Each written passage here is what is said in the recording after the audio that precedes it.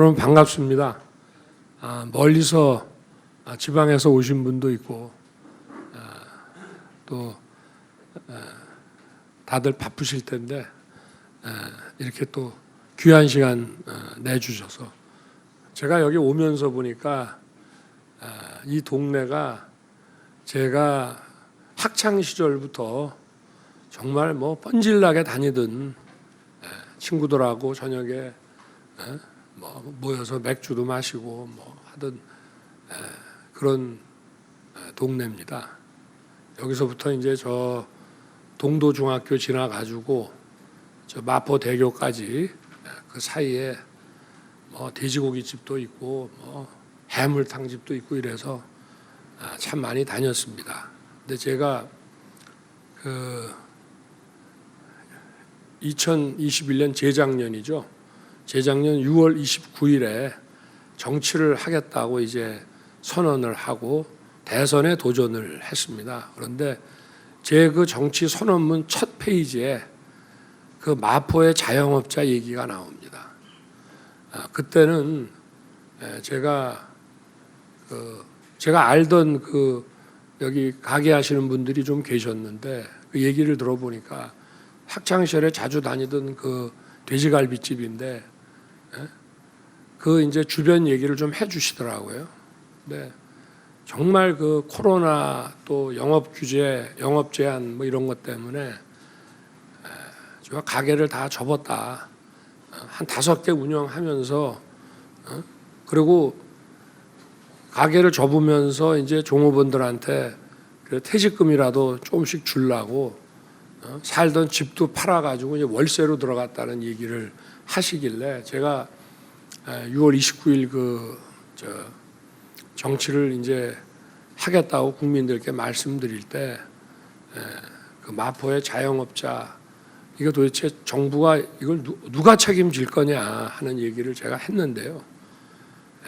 그해 가을에 그분이 하시던 가게 건너편에 아마 그 삼창 오피스텔 그 앞쪽이었던 것 같은데 제가 가봤습니다만은 그 이제 맥주집이었습니다. 근데 거기 사장님이 정말 장사가 안 돼가지고 장사가 될 수가 없죠. 이게 영업시간 제한을 9시부터 못하게 만들어 놓으니까 맥주집을.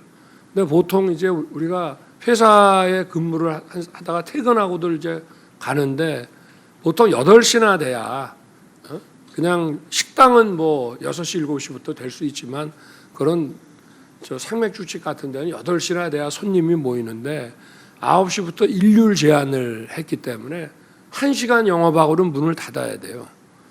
그러니까 이런 불합리한 오히려 그 좀 사람들이 이렇게 집중적으로 모이지 않게 하려고 그러면 영업시간을 풀어놔야 아무 시간에 좀 다니면서 이렇게 그 밀집도가 좀 떨어지지 않겠습니까? 근데 그렇게 해가지고 이분이 이제 그야말로 똑같이 자기 저 원룸 그것까지 다 처분하고 그래서 종업원들 전부 퇴직금 주고 본인은 이제 어디 누울 자리도 없으니까 이제 자살을 하신 겁니다.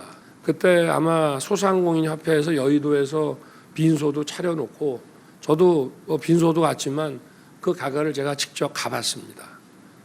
그래서 제가 대선 때도 이거를 영업 규제로 손실을 본 분들이 법원에다가 국가를 상대로 손실보상 소송을 할 수 있는 요건을 다 입증하기는 쉽지 않습니다. 그러나 정부가 어느 정도 파악을 해서 이분들을 보상을 해드려야 된다고 이제 강조를 했고 내가 대통령이 되면 일단 이거부터 하겠다 해가지고 저희가 50조의 막대한 예산을 마련해서 그때 여야 합의로 5월 달에 그 집행을 해드렸습니다. 미흡하지만 우리 재정도 한계가 있으니까. 그런데 오늘 여기를 이렇게 다시 와 보니까 여러분들 이제 좋은 말씀을 제가 경청하러 왔습니다만은 무엇보다 저로 하여금 다시 초심으로 돌아가게 만드는 것 같습니다. 이 장소가. 역시 정부라고 하는 것은 국민의 안전을 살펴야 되고 또 국민의 어려움을 해결하고 달래줘야 그게 정부지. 그게 가장 기본적인 거라고 저는 생각합니다.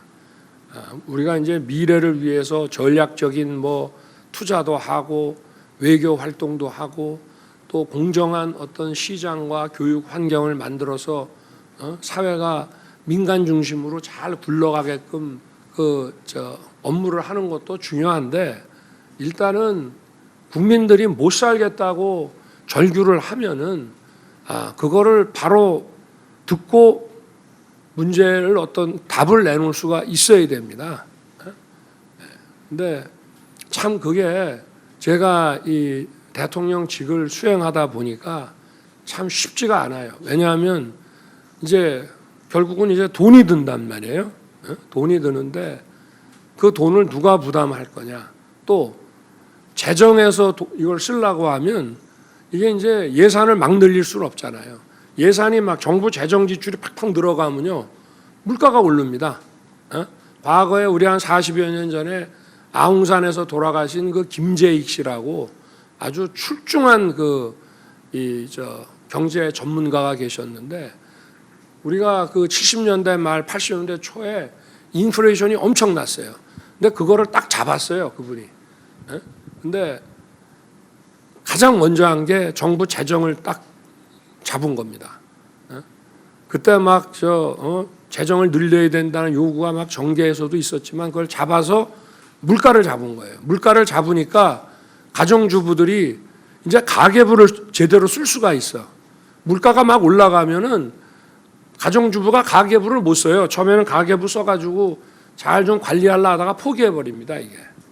그러면 이제 다른 데 쓰던 거를 좀 불효불급한 거를 좀 줄이고 이거를 이제 정말 어려운 그 서민들의 절규하는 분야에다 이거를 이제 재배치를 시켜야 되는데 받아오던 사람들은 죽기 살기로 저항합니다. 새로이 받는 사람은 정부가 좀 고맙긴 하지만 이 사람들하고 싸울 정도는 안 되는데 여기서 빼다 여기다 주려고 그러면 이 받아오다가 못 받는 쪽은요 그야말로 정말 대통령 퇴진 운동합니다. 그러니까 그런 정치적 부담 더구나 요새 같은 이런 정치 과잉 시대에 이런 걸 하기가 정말 어렵다는 점을 먼저 제가 말씀을 드리는 겁니다. 그러나 저는 지금 같은 이런 정치 과잉 시대에 유불리를 안 따지겠다 그랬습니다. 선거를 위한 정치가 아니라 정말 국민을 위한 정치 그리고 어려운 분들을 위한 정치를 하겠다고 했고 제가 어제 국회에서의 예산안 관련한 시정연설에서도 그 점을 분명하게 했습니다. 이거를 어려운 서민들을 두툼하게 지원해 주는 쪽으로 예산을 좀 재배치를 시키면 아우성입니다. 아우성이에요. 내년 선거 때 보자. 아주 탄핵시킨다. 이런 얘기까지 막 나옵니다. 그래서 제가 하라면 하십시오. 그렇지만 여기에는 써야 된다. 그러나 우리 재정을 더 늘리면 그러면 물가 때문에 또 서민들이 죽는다. 여러분들은 이제 정말 힘드시고 여러분들은 어떤 식으로 정부는 도와드려야 되는데 그 이제 여러분들을 도와드리는 여러 가지 방안을 마련하는 이것이 오늘날과 같은 이런 정치 과잉 시대에 어떻게 보면은 서민들이 정치 과잉의 희생자일 수도 있습니다.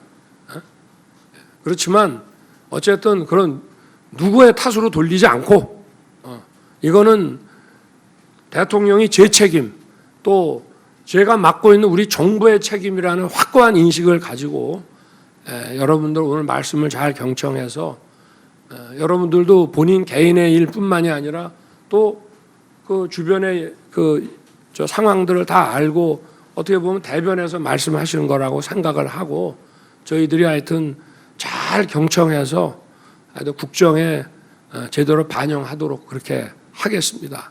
모든 거는 제 책임입니다. 제가 잘 하겠습니다. 감사합니다.